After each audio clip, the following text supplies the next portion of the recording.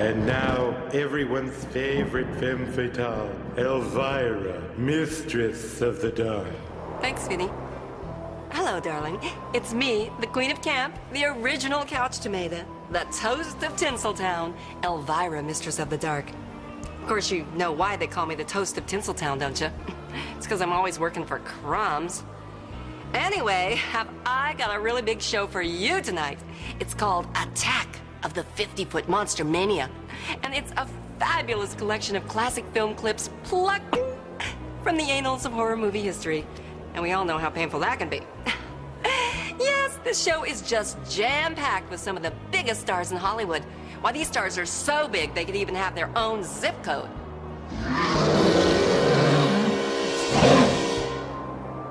You know, it's gotta be tough, though, being a giant. I mean, think about it. What would you do for a living? Open your own big and tall shop?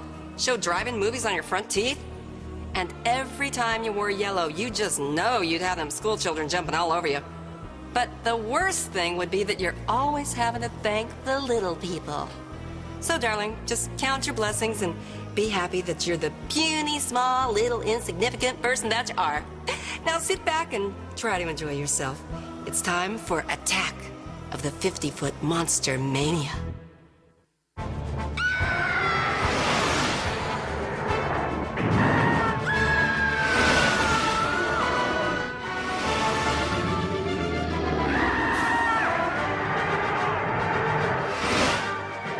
Their razor-sharp teeth can rip the flesh from your bones.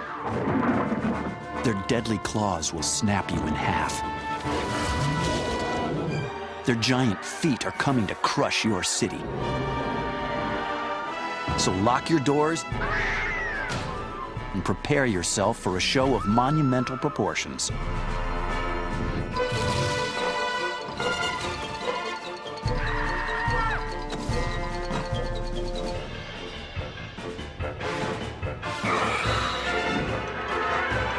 When it comes to terror, it doesn't get much bigger than this.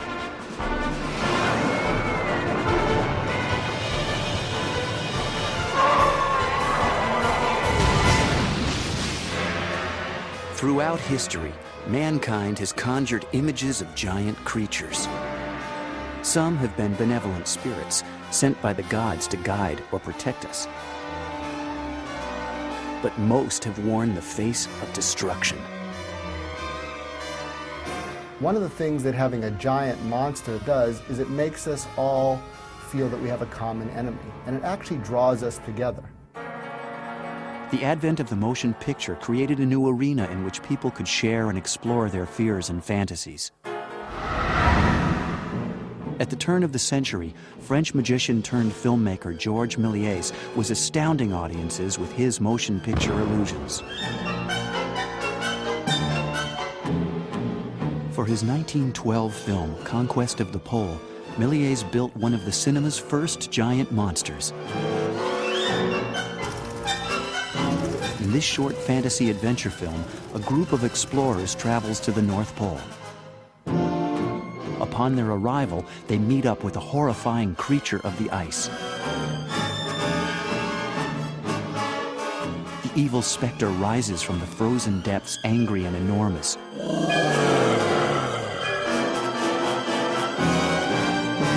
But in spite of their efforts to subdue the monster, one of the adventurers is consumed. The rest are left trembling in fear.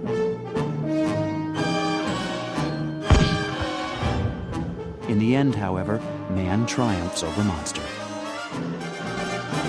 Movies were such a novelty that Georges Méliès' films were, in a sense, the first cinema rides, which some may argue is very weak on story and characters, but delivers far more than the usual film in terms of special effects.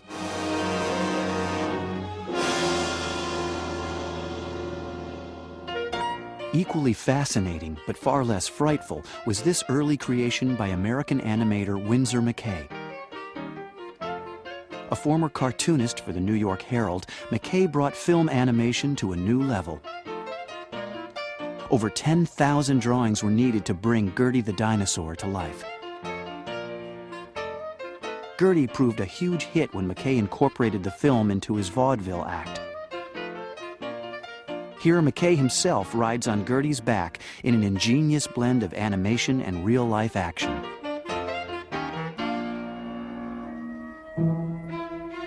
But it was trailblazing filmmaker Willis O'Brien who added a whole new dimension to movie monsters when he applied the basic methods of animation to three-dimensional objects. Willis O'Brien is considered the father of stop-motion animation. He did The Lost World way back in 1925, which was about dinosaurs. He made Stars of the Dinosaurs. People remember the dinosaurs, but they don't remember who was in the picture. Based on Arthur Conan Doyle's classic novel, The Lost World followed a group of explorers to a land of huge and terrifying prehistoric creatures. The Lost World is very important in the history of this type of movie because it established two basic themes. One is the theme of the idea of people going to a place, whether it's an island, a mountaintop. In this case, it was a plateau, where prehistoric monsters still exist, still roam.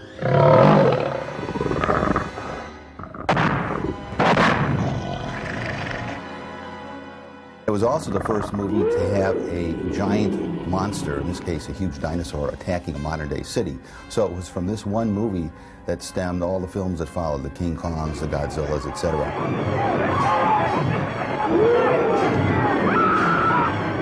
The Lost World was also the first movie in which dinosaurs were portrayed accurately based on what scientific information they had available at the time.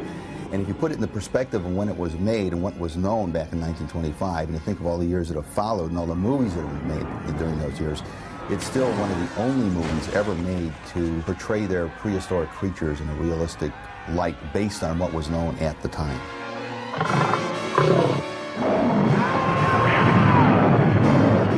The Lost World was a box office sensation. But it took the teaming of Willis O'Brien with producer Marion C. Cooper and director Ernest B. Schoedsack to bring audiences the greatest giant monster film to date, King Kong.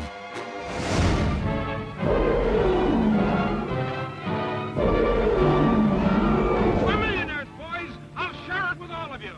Why, in a few months it'll be up in lights on Broadway. Kong, the eighth wonder of the world! My first interest in animation, I blame onto an old film called King Kong, which was the original 1933 version. And I walked into Grauman's Chinese Cinema on Hollywood Boulevard, and I haven't been the same since. So that shows how influential a film can be. Adventure, to make you wonder if it's true, while your eyes convince you that it is. Truly, the thrill of thrills.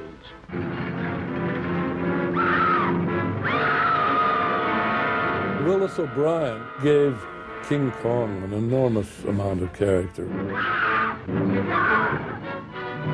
Kong was misunderstood. He was brought out of his environment. So you can't blame him for doing a little destruction.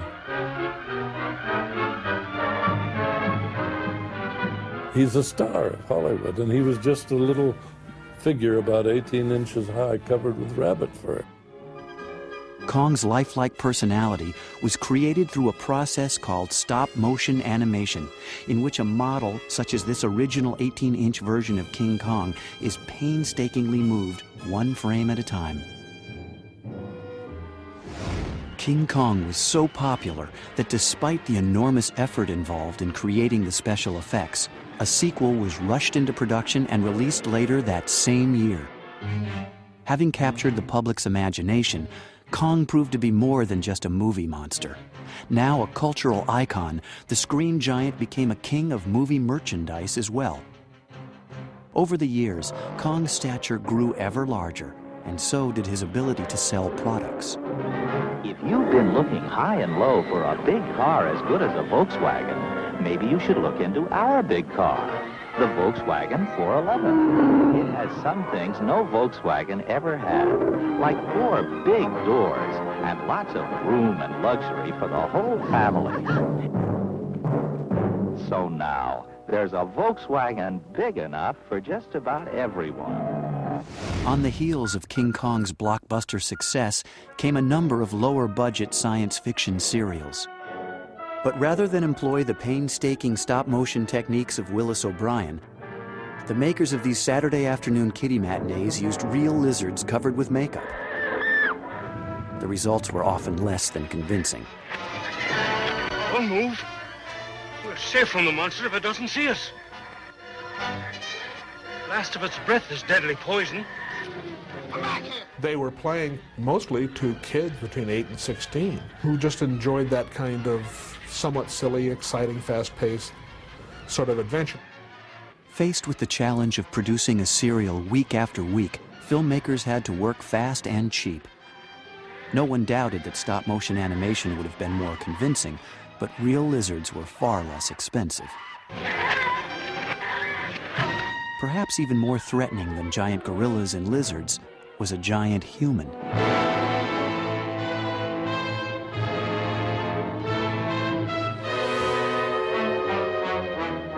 Dr. Cyclops was made by Ernest B. Schoedsack, who had done King Kong. And I think the idea was initially essentially to do a King Kong-like picture where you, instead of having a giant monster, you have tiny people being threatened by a regular-sized person who then, relatively speaking, becomes a giant monster. To them, a crocodile becomes as huge as a prehistoric monster. A rifle as unwieldy as a siege gun. A landmark of the genre, Dr. Cyclops flawlessly blended rear screen projection and other proven techniques with innovative new special effects. What are you going to do? As you and your fellows develop toward normal size, you will again interfere with my work. And that is something which I cannot permit. Ironically, the David and Goliath-like plot of Dr. Cyclops seemed to mirror the escalating conflict in Europe.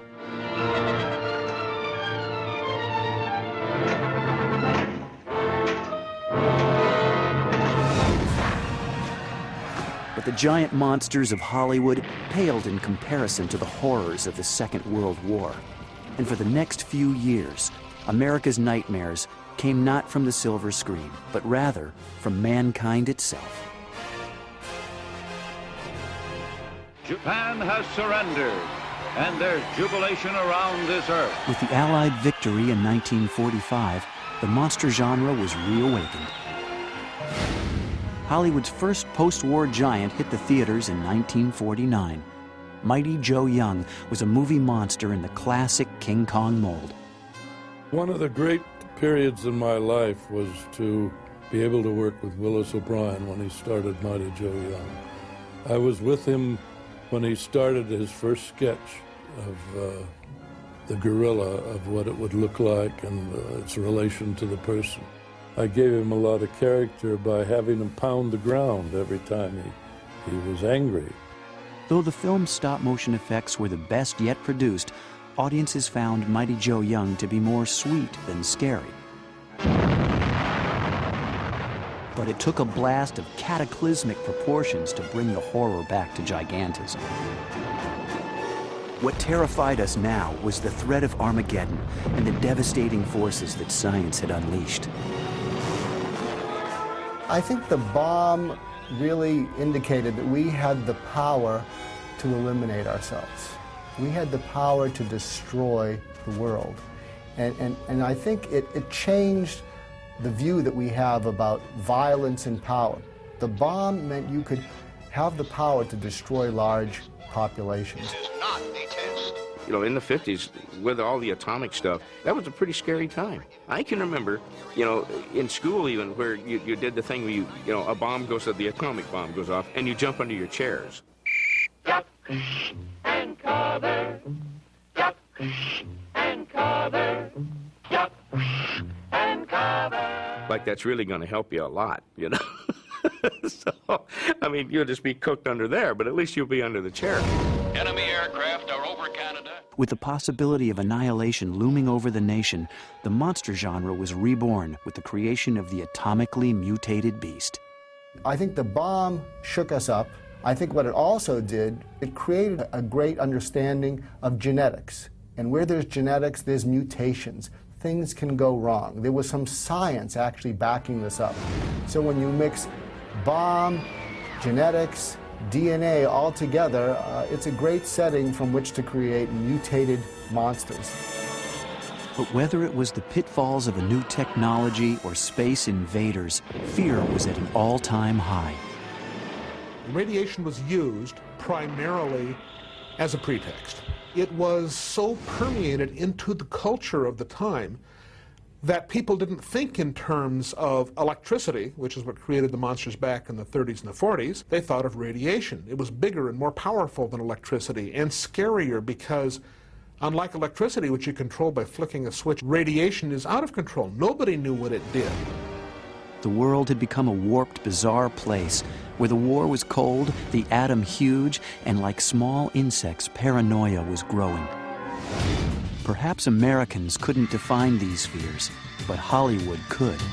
These movies had teenagers screaming across the nation and reveling in the golden age of the giant monster.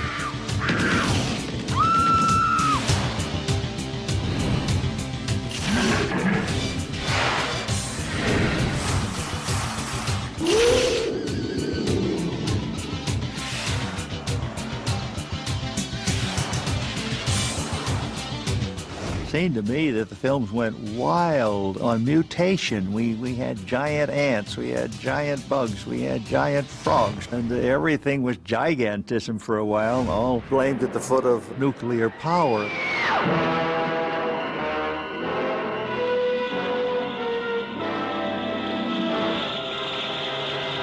The isotope triggered our nutrient into a nightmare. A blunder that transformed a tiny insect into the 100-foot spider that was now ravaging the panic-stricken countryside. A lot of these films, it was like, watch out for what you're doing. Don't carry stuff too far. Most of the scientists in the sci-fi movies of the 50s were like crazy guys experimenting with atomic stuff. Let's go! We're all ready. Come on, hit this switch! How many big giant bugs did you have on account of setting off the atomic bombs in the desert? There were tons of movies made that way.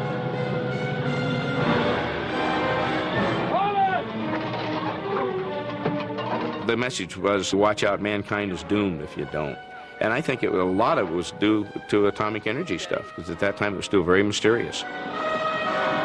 Now!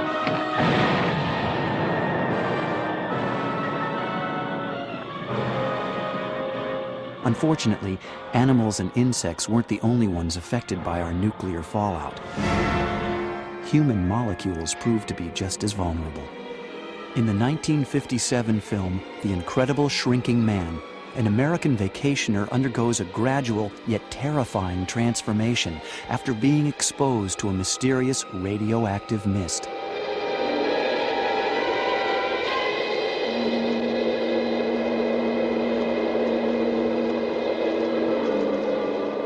There's no medical precedent for what's happening to you.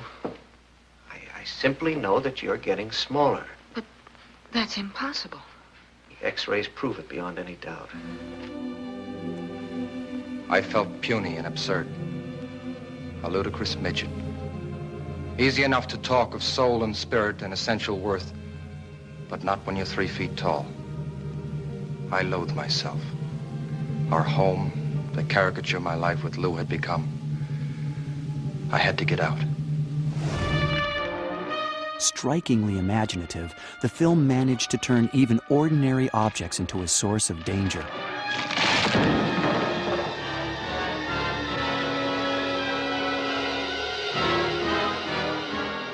What happens with The Incredible Shrinking Man is you see a gradual process of someone who gets smaller and smaller. And as you get smaller and smaller, the chance that you could fall through the cracks really hits a nerve that many people can relate to. You don't have to be small in size to have that fear that you can fall through the cracks of this world.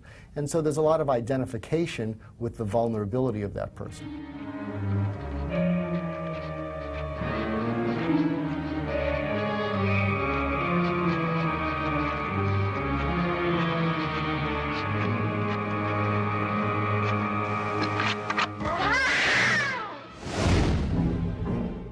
The following year, American International Pictures and producer Bert I. Gordon created their own tale of people surviving under reduced circumstances, with Attack of the Puppet People. Why, I'm your friend. If you were cute and little like this, you'd naturally fear a man 6 times your size. He said tonight he was going to kill us all. See Attack of the Puppet People. Bert I. Gordon also produced and directed 2 more films for AIP, exploring the question, does size really matter? The Amazing Colossal Man and its sequel, War of the Colossal Beast, concern Army officer Glenn Manning, who is horribly burned in an atomic test. He not only heals overnight, but begins growing at a rate of 10 feet per day.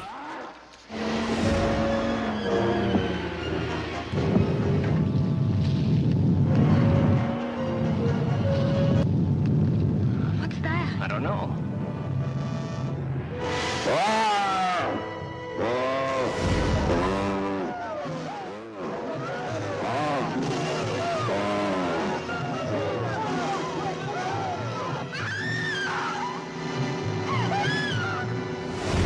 The Colossal Man is loose in Los Angeles. Look! Look at the giant!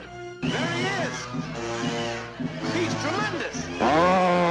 Give yourself up. Escape is impossible. Like many films of the 1950s, the movie resolved itself with an electrifying death scene that shocked the monster as well as the audience. Wait, Glenn, wait! At the climactic moment, the movie switched to full color.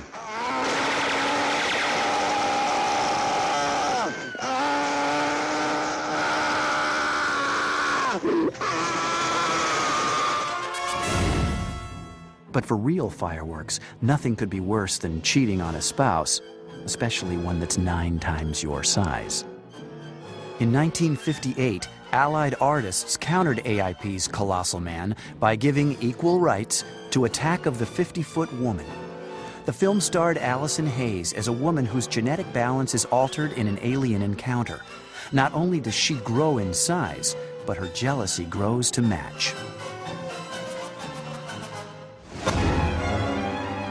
By the late 1950s, drive-in theaters became increasingly popular, and movie monsters began turning up all across the country. For couples on a date, there was no better excuse than terror to seek comfort in each other's arms. These high-concept, low-budget monster pictures were rarely believable, but it didn't matter. Teenagers couldn't get enough.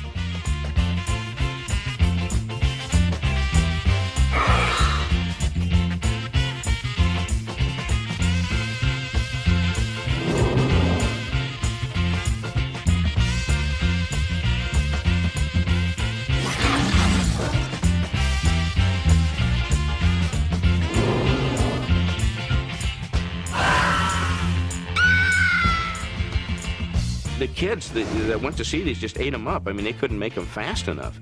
And they made a ton of those things throughout the 50s. There were just tons of them. In 1958, Bert I. Gordon brought teens, giant monsters, and rock and roll together in Earth versus the Spider.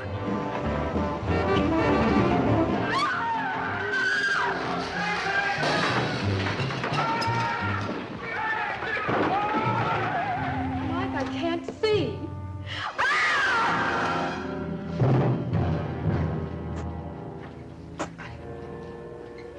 Are you okay, Carol? I think so. What's that noise?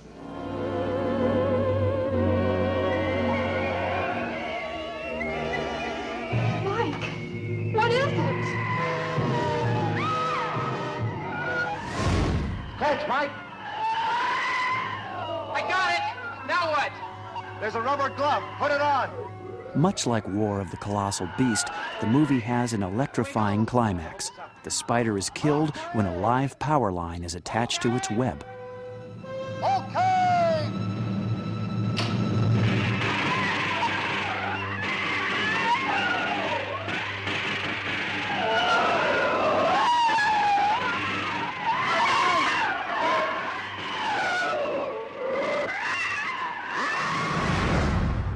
But while mutant spiders seemed to be the most prolific monster of the atomic age, they were by no means the most popular. That distinction belonged to one creature alone. A Japanese import who burst onto the scene like a wave of destruction. Bigger, meaner, and almost as noisy as the atomic blast that created him, Godzilla became an immediate cultural icon. It's interesting that the impetus in Godzilla is more on the destruction he causes and the attitude of the people toward this destruction than it is toward the fact that they have this giant dinosaur stomping around in their city. For the Japanese, they really had destruction like that. Unlike the painstakingly animated creatures of Willis O'Brien, Godzilla was portrayed by an actor in a rubber suit. I think there's something about a guy just plodding around in a monster suit sometimes that's really got a charm to it. It's got a feeling that's really kind of fun. You know it's a guy in a suit running around, but you don't care. Much of the success of the Godzilla films was due to their striking use of detailed miniatures, which Godzilla angrily stomped and burned. Our own complicity in the monster's existence made it a little easier to forgive his destructive rampages. In fact, over the years, Godzilla came to be viewed more as a hero than a menace. The success of Godzilla led to a series of other Japanese monster movies, such as Rodan, Ghidorah, and a winged avenger named Mothra. More benevolent than destructive, Mothra returned in numerous Japanese monster films, often doing battle with Godzilla. Despite their rather crude special effects, Japanese monster films struck a chord around the world and became one of the country's chief cultural exports.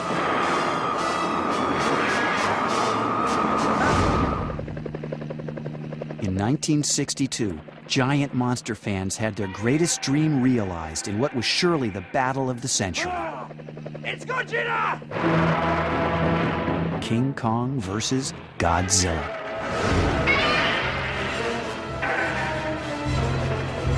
Pitting legend against legend, this matchup had all the drama of professional wrestling and about as much credibility.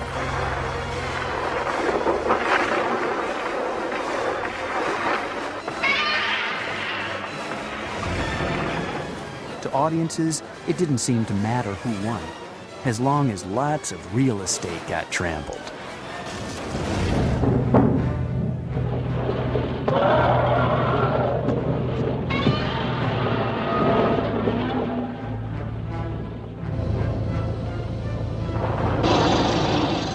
For nearly half a century, Godzilla has proven to be unstoppable.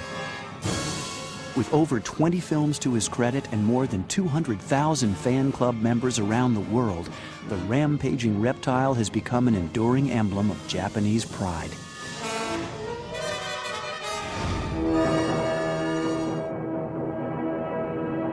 Halfway across the globe, British filmmakers tried to horn in on Japan's top monster with a Godzilla-like creation of their own. One of London's oldest landmarks, smashed like matchwood. Gorgo is one of the best giant monster movies. Gorgo has an interesting distinction. As it turns out, Gorgo is in fact a baby.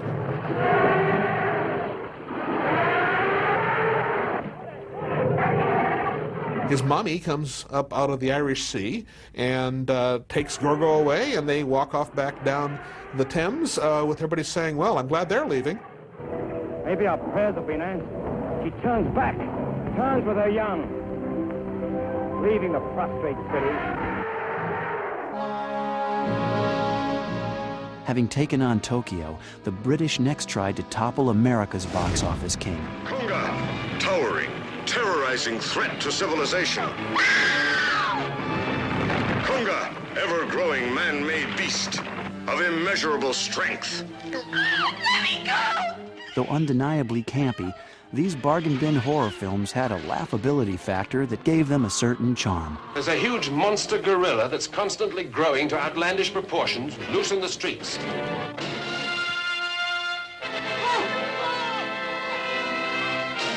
While some monster movies took their inspiration from classic films, others were inspired by historical events.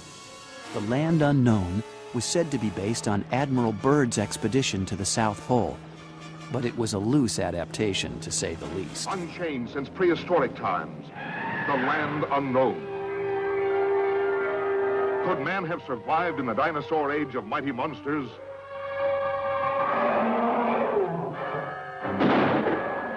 Shudder at history's most ferocious killer, Tyrannosaurus Rex, huge carnivorous man-eating plants.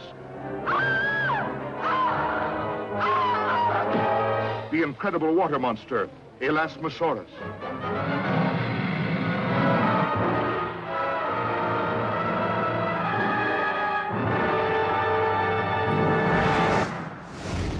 While Hollywood churned out these low-tech treats, Ray Harryhausen single-handedly brought the giant monster genre to a new level of sophistication. Harryhausen is really important because what he did was, just as Willis O'Brien inspired him as a kid, he inspired a whole generation of people. He was like a primary force. I don't think anybody in this world can say enough positive things about Ray Harryhausen. Having learned his craft from Willis O'Brien during the filming of Mighty Joe Young, Harryhausen brought both his talent and imagination to the animation in The Beast from 20,000 Fathoms.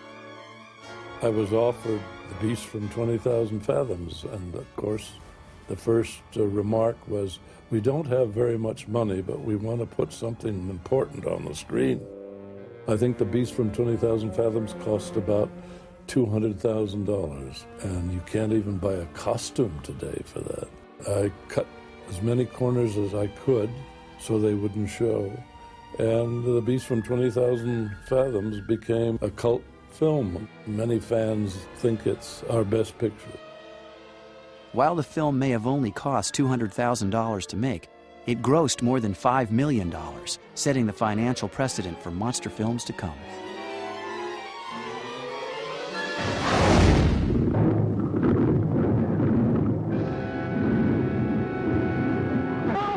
A tidal wave of terror engulfs the screen as a raging monster from the dawn of creation attacks the world of man. 1958's It Came From Beneath the Sea held even more creative challenges for Ray Harryhausen. His budget was so low that instead of having a giant octopus, he had a quintupus because he couldn't afford to put the extra tentacles on, so it had 5 tentacles instead of 8. And they were trying to shoot footage on the Golden Gate Bridge, and the city fathers of San Francisco wouldn't allow that. They didn't want anybody to think that their bridge could get destroyed by a giant octopus. So they actually snuck all this footage and used them as background plates. Harryhausen's next film left the era of atomic mutation behind. The airship XY-21, which crashed into the Mediterranean Sea on the 11th, was a single-stage, astral-propelled rocket launched 13 months ago from a site within the United States. The rocket, with its complement of 17 men, had landed on the planet Venus. Venus? The planet Venus? Some of you may also have heard the story of a monster now confined here in Rome Zoo. That beast is from Venus. Careful those electric cables! 20 Million Miles to Earth featured a hideous and destructive monster brought to life with terrifying realism by Harryhausen.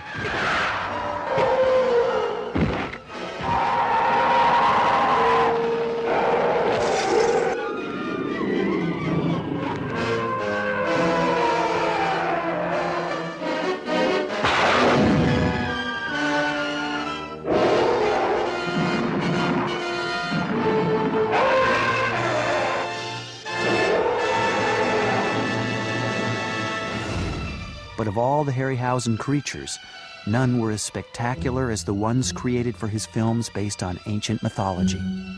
I got tired of destroying New York. I got tired of destroying Washington with Earth versus the Flying Saucers. And San Francisco, we pulled down the Golden Gate Bridge. So it got rather repetitious. So I was looking for a new outlet for stop-motion animation. This medium seemed to be just made for mythology and the so-called fairy tale. So I looked through all the mythology books, and finally I came across Sinbad, who personifies adventure. Journey to a magical time when demons and heroes battled for the golden treasures and human spoils of forgotten kingdoms. Seven Voyages of Sinbad was to the 50s generation what King Kong was to the 30s and what The Lost World was to the 20s. That was the primo giant monster movie. Taking the best from classic old films like King Kong and Mighty Joe Young, Harryhausen brought new life to stories which were thousands of years old and created monsters that were like nothing ever seen before. But A Seventh Voyage of Sinbad turned the world around. People had not seen anything like that in years, or anything remotely like that.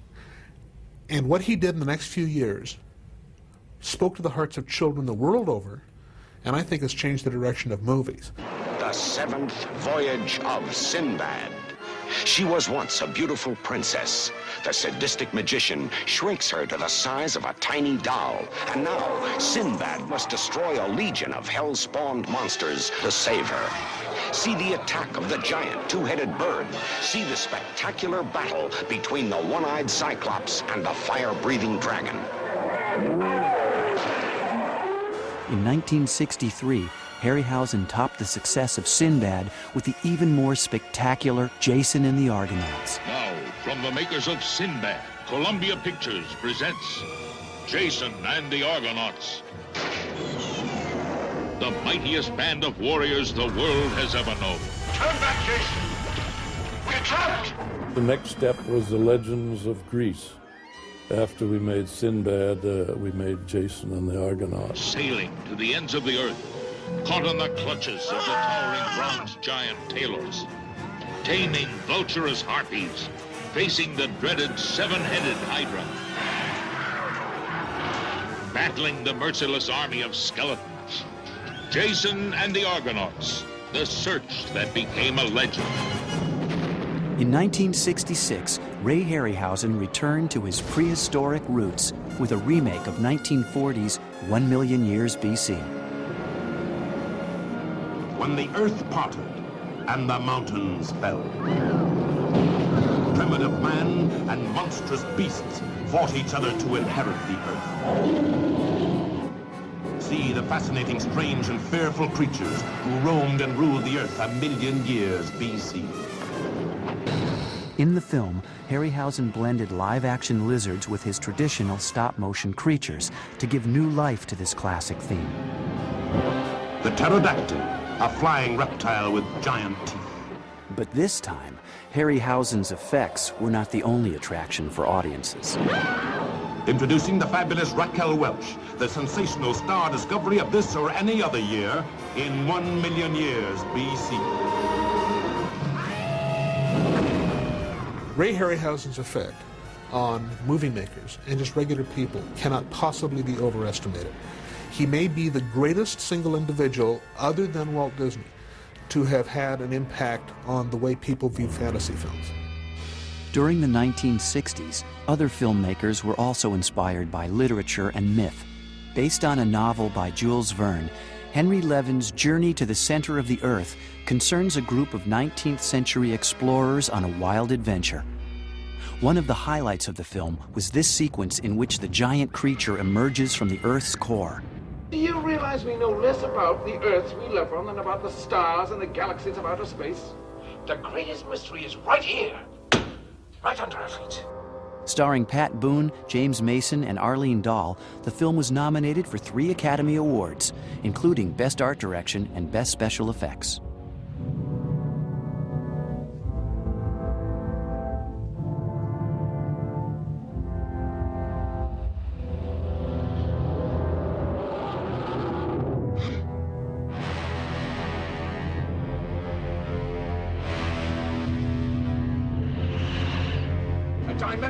If I had my gun, we'd have fresh meat for dinner. That's what he's saying. He's a flesh eater.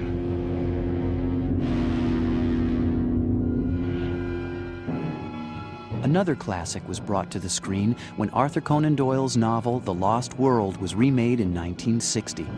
The film revisited the theme of an exhibition leading to the discovery of dinosaurs. Ladies and gentlemen, prepare yourselves for a shock. Gigantic creatures of the long-dead Jurassic period. In other words, live dinosaurs.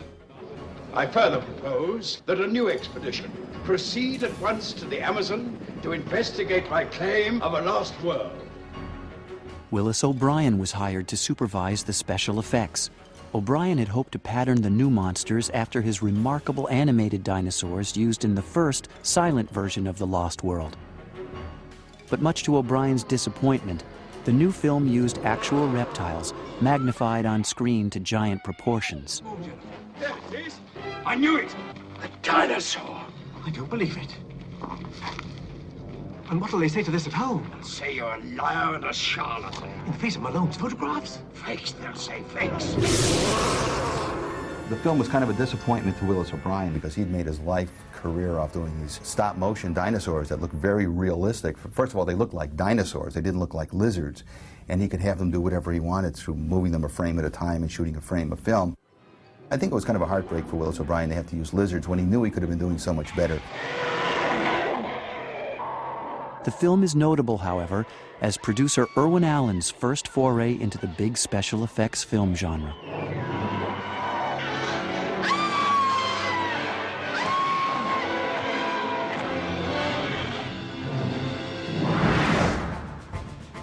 Throughout the 1960s, Irwin Allen's name became synonymous with popular science fiction entertainment, full of adventure, high-tech visuals, and larger-than-life monsters.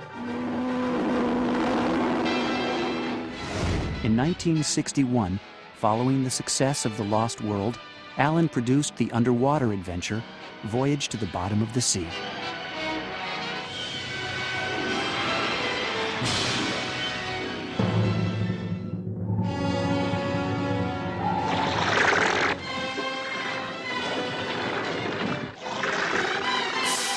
Three years later, Allen reincarnated his hit film into an equally exciting and successful TV series. Look at it. It's a giant. As far as the giant monsters go, I think Irwin Allen probably did more of them collectively than anybody else. Almost every week on Voyager, one of these shows, he had a giant octopus or a walking mummy of an alien or something or other. Each episode featured impressive special effects. Seen here in this rare behind-the-scenes footage is just one of Irwin Allen's unique miniature props. Yeah, little kids who saw those shows loved them because they were full of monsters. They wanted to see big people in weird suits grabbing onto the sea view and shaking it. Fire a charge.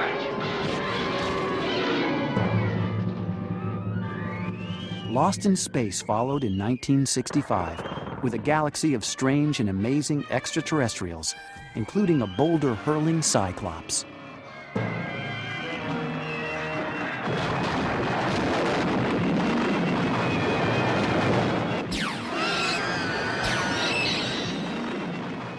But Irwin Allen's most significant contribution to the giant genre appeared in 1968 with the wildly inventive Land of the Giants. Set in the future, the series marooned human travelers on a planet similar to Earth, with one very big difference. Their lives were constantly threatened by oversized men, animals, and children. Land of the Giants' pilot episode was the most expensive TV show ever made up to that time. Although the technique of combining oversized props with rear screen projection was not new, Irwin Allen nevertheless turned cinematic tradition into a pop culture art form.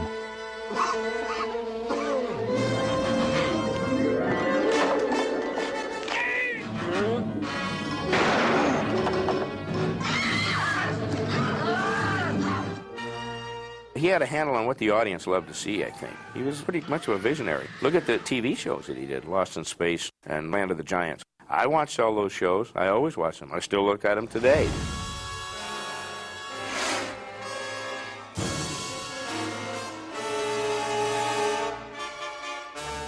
With motion pictures, TV shows, and magazines like Famous Monsters of Filmland fueling the fire, the giant monster craze blazed across America. boys and girls played games and built models of their favorite monsters.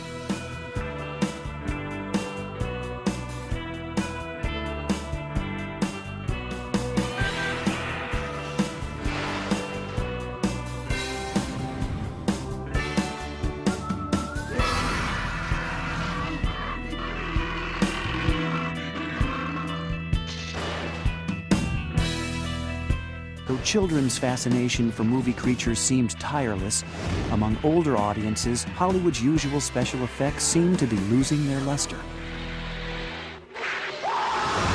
Having explored the world from every angle, size, and perspective, it was time for something new. In 1966, Fantastic Voyage introduced us to gigantic terrors never before seen.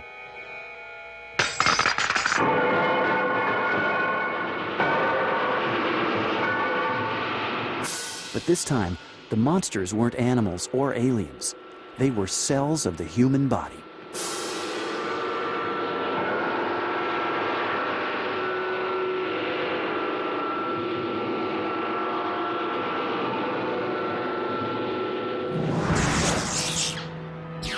The movie was aimed at adults with a taste for the psychedelic. It was sort of a groundbreaking film. We did lots and lots of things for the first time.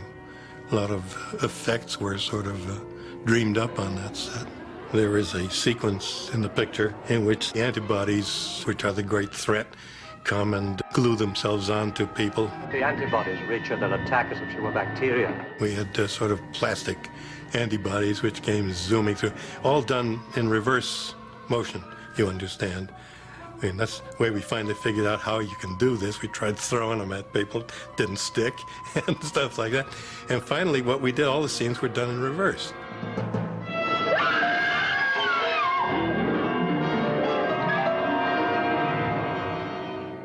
When Fantastic Voyage came out, I had seen it, and my wife asked me, what would you like to do for your birthday? And I said, well, I got about 55 friends around town. I'd like to see them see the picture with me.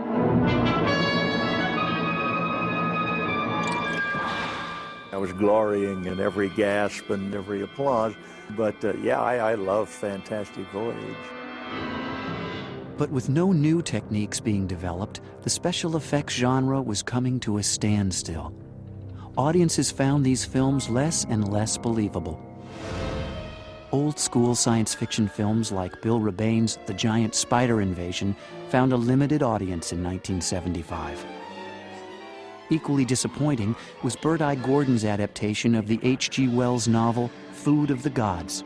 Now, American International Pictures brings this most incredible H.G. Wells science fiction classic to the screen. The Food of the Gods. Imagine a rooster 6 feet tall. Swarms of hawk-sized wasps and panther-sized rats hunting humans in packs. The giant monster movie seemed to be growing smaller with each passing year. By now, it had been reduced to showcasing little more than unsophisticated special effects, poor dialogue, and obvious exploitation. I want you to make love to me. It is crazy, isn't it, at a time like this? Will H.G. Wells' most frightening prediction in The Food of the Gods also prove accurate? Think about it. Despite the film's heavy promotion, audiences didn't bite. And Hollywood's big-budget remake of King Kong was also disappointing. Instead of the landmark special effects promised by producer Dino De Laurentiis, most scenes in the film featured makeup artist Rick Baker in a gorilla costume. Some science fiction filmmakers were beginning to wonder if giant monsters were doomed to extinction.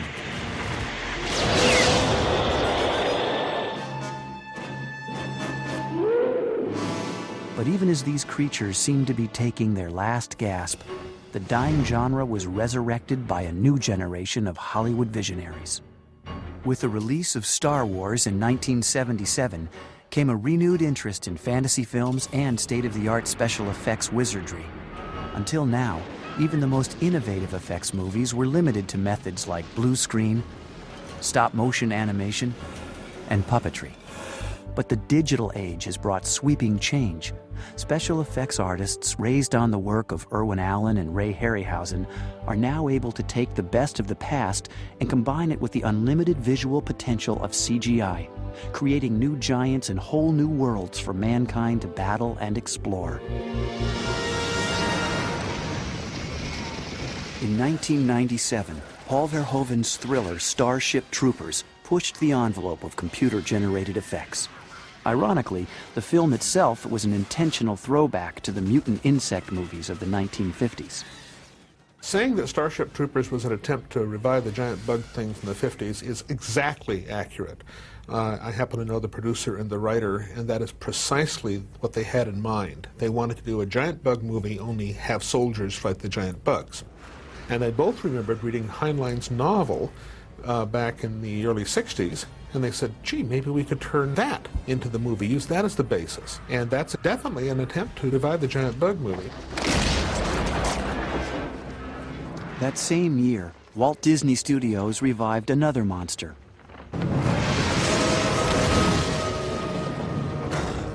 The giant gorilla.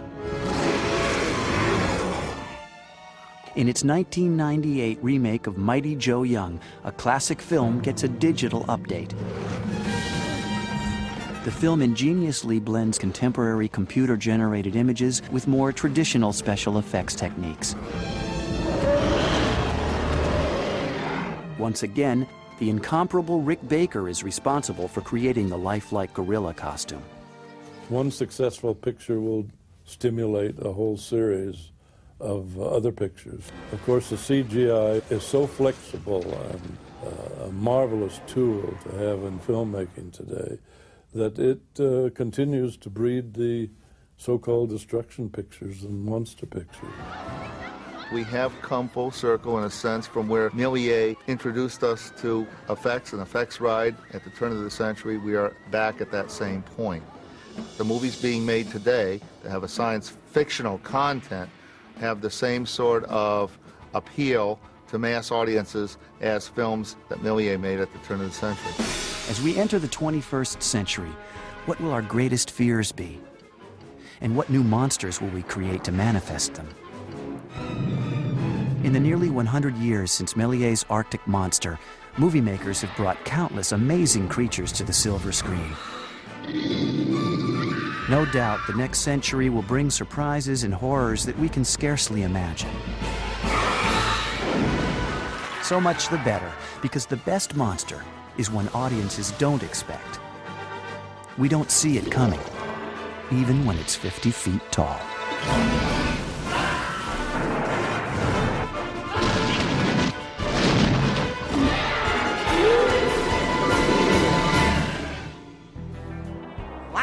Now that's what I call living large.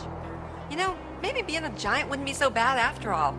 I mean, those gigantic creatures have it made. No one pushes them around, they can just walk all over everybody. Yeah, sounds groovy. Of course, I'd probably have to sew 2 circus tents together to make my bra, but, you know. Whoa! What's this? Eat me? How can I turn down an offer like that? Do you actually think this might turn me into a giant? Probably not, but what the heck?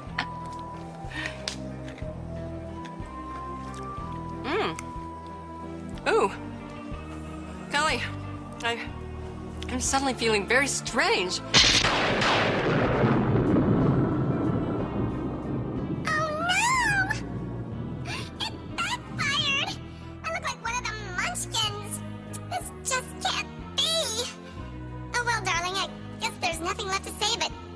Joining me and unpleasant dreams.